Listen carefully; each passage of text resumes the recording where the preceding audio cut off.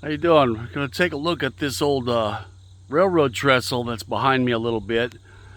It is former Wabash Railroad, long since abandoned. Right now, as I turn this camera around, this is the Canadian National Main Line, and which used to be the Grand Trunk Railway. This line that I'm walking on now, we're just in Kingsbury, Indiana, or just outside of it.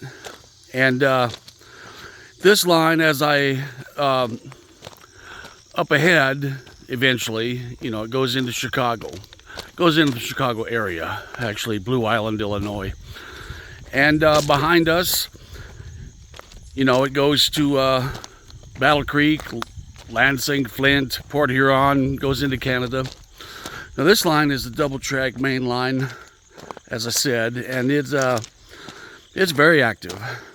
So probably, I don't know, 30 trains a day wouldn't be unusual. I'm guessing that. It's pretty busy. And now up ahead here, we're going to see the Wabash Railroad Bridge. Goes across this Grand Trunk main line. It'll come into view as we get up here a little bit. And when I was a little kid, probably 8, 9 years old, I used to have some friends out live this way. And I remember taking our bicycles all around and hiking all around. And we walked up on top of this bridge. And there was no train, of course. That line was still active at that time. So that would have been back in 75 or 1974, maybe. And that line was active, the Wabash line. Of course, the Wabash line was purchased by the Norfolk and Western Company, I believe, in like 1962. So, and I remember seeing N&W locos, all around. And this line here was never an extremely busy line, although. Between Toledo and Chicago, this is the straightest line, the shortest line out of all of them, and there's a lot of them. Runs straight as an arrow all the way across Indiana. From Montpelier, Ohio, just across into Ohio. This line connected with other Wabash lines, including the famous Wabash Cannonball that went down to St. Louis and so forth. And this line was never an extremely busy line, though. So it was mostly farm products, and whatever. But I think at its heyday, I want to say I read long ago, there were never more than, say, 10 to 12, 15 trains a day through this area.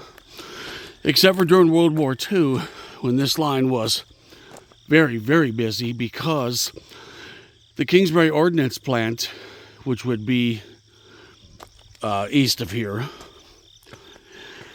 was a major munitions plant, during the war, and they used rail access. They had 3 different railroads going in and out of there. So this is this bridge up here.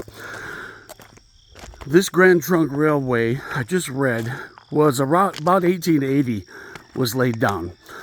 And this Wabash was built shortly after. I couldn't nail it down right now at this moment. About 5-10 years later, I think. So there was never a grade crossing here, and there was never a hook Y or an interchange. So here, let's look here. You got your limestone, I suppose that's what that is. And it looks like it was, so this bridge has been standing, so for what, 100, 120, I don't know, 130 years. Now, is that the original truss from 1885 or something? That I don't know. Probably. But here, I just vaguely remembered this as a little kid. I think we started a campfire in here. You know, little kids, especially boys, are always starting fires. And that's pretty cool underneath it. I always thought, you know, they would remove this. And I'm glad they haven't, at least not yet. See underneath here is just, like I said, it was never a double track. And most of your bridges are kind of straight across. This one obviously is like 45-degree angle or something or other. And let me walk over here. This video might get a little boring because I do not know how to edit, and I don't feel like learning today. So for you railroad people, you might enjoy it because you guys dig railroads like I do. And let me just walk right over here. I just love these girders, and you know, left unmolested, you know, how long would it last? I really don't know.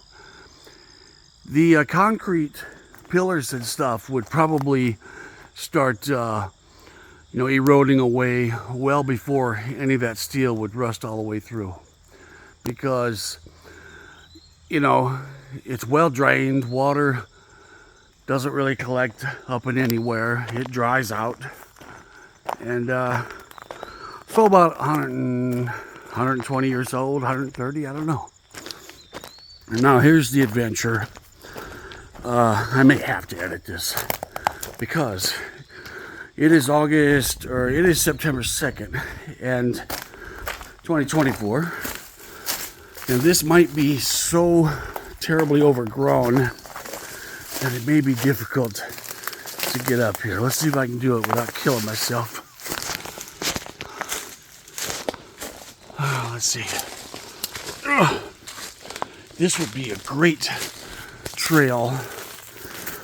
Looks like somebody's been through here.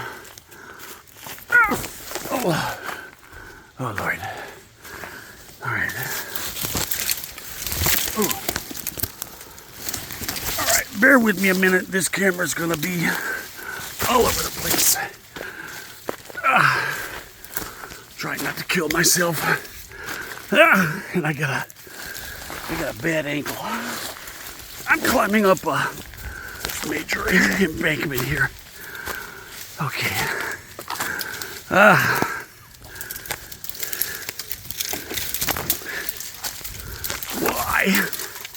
Why do I do this? Oh, okay. Oh, now I'll stand here on a piece of steel at the moment. So here you are, and it's not very long, you know, not super impressive like I just watched somebody's YouTube video a few days ago of a major long Wabash bridge that was in Ohio, and there's some dogs in the distance. They heard me talking. My voice carries. So these railroad ties, I don't think they're in danger of breaking through on my weight. And although I'm not light, I walk across. Okay. Here's the Grand Trunk.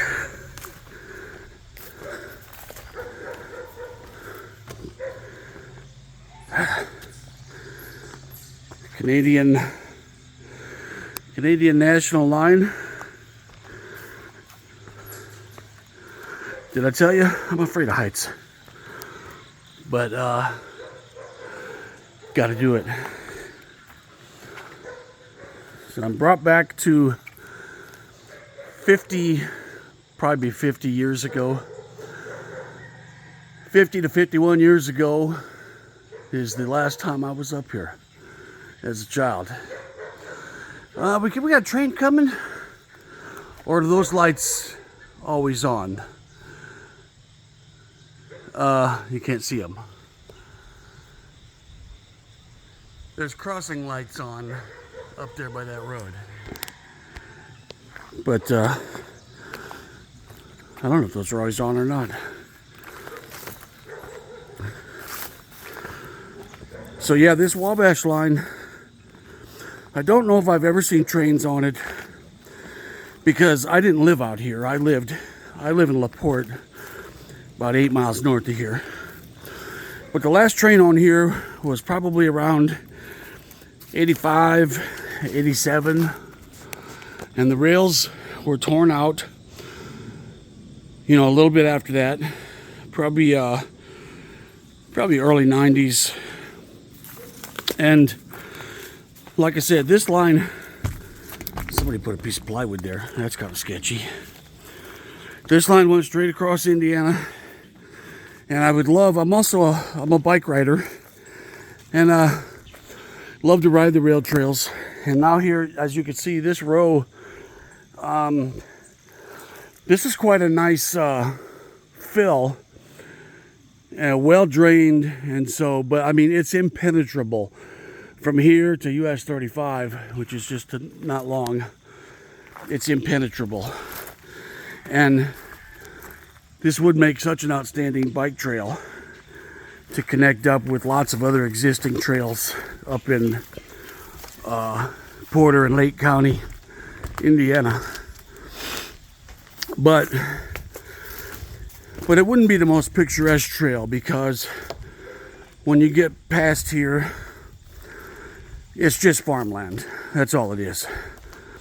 So this line went, there's a little portion of the Wabash line a few miles in front of me. There's a little portion of this line a few miles long that is still intact, and they use it to, the South Shore Freight, they use it to connect to the Kingsbury Industrial Park. The South Shore Freight comes in on a former nickel plate line, which is still active. Just parts of it are.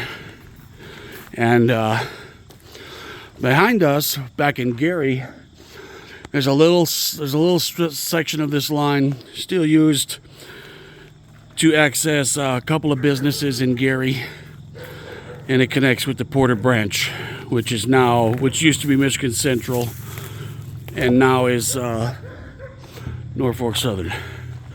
So here we are again at the impenetrable jungle, which I'm gonna shut this camera down. So I've tried to find dates or any kind of markings on this old steel, but I couldn't find anything. Kingsbury, Indiana. You know, gotta wonder how much longer will this be here? I don't know.